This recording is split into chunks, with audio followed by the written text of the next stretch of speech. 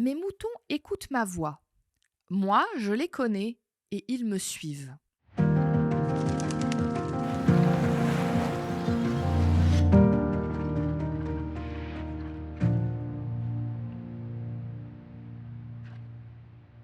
Qu'est-ce qui ressemble le plus à un pleur de bébé qu'un autre pleur de bébé? Alors moi, de l'extérieur qui suis pas maman, je vous dis rien. Tous les bébés, pour moi, ils pleurent pareil. Il y a quelque temps, j'étais dans un endroit où il y avait beaucoup de mamans et beaucoup de bébés.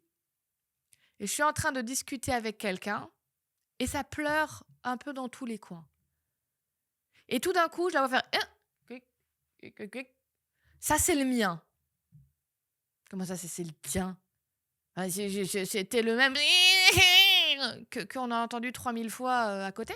Non, non, elle était sûre et elle avait raison.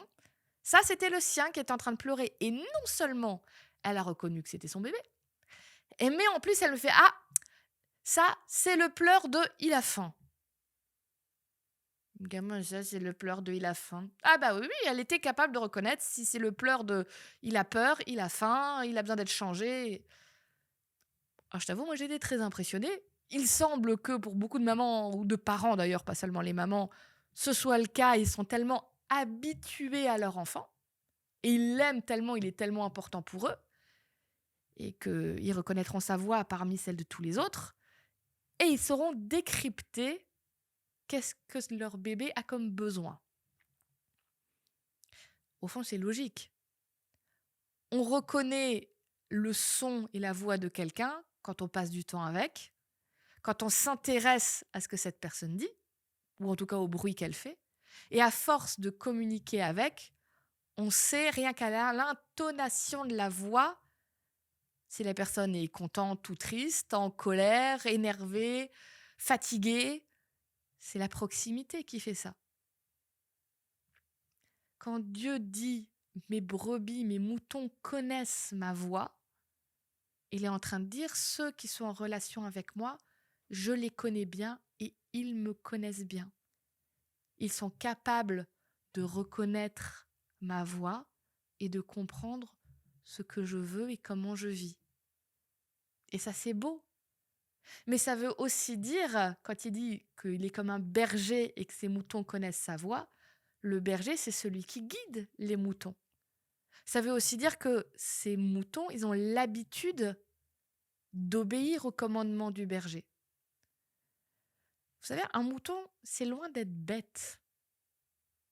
S'il accepte d'obéir à la voix du berger, c'est parce qu'il sait que le berger signifie sécurité.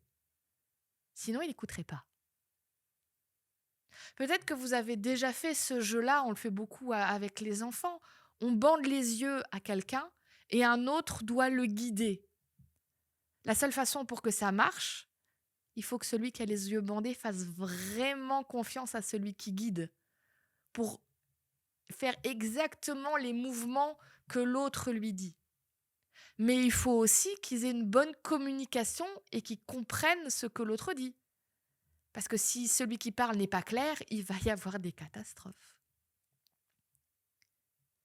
Dieu peut être très clair dans ce qu'il nous dit.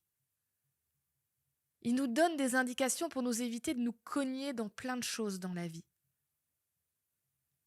Est-ce que nous prenons le temps d'avoir confiance dans sa voix pour faire ce qu'il nous dit, dans cette confiance que si on le fait, c'est là où on sera en sécurité.